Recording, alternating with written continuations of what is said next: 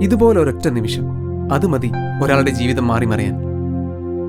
ഇത്തരത്തിൽ നിരവധി പേരുണ്ടാവും നമുക്ക് ചുറ്റും, തങ്ങളുടെ വേദന കടിച്ചമർത്തി ജീവിക്കുന്നവർ.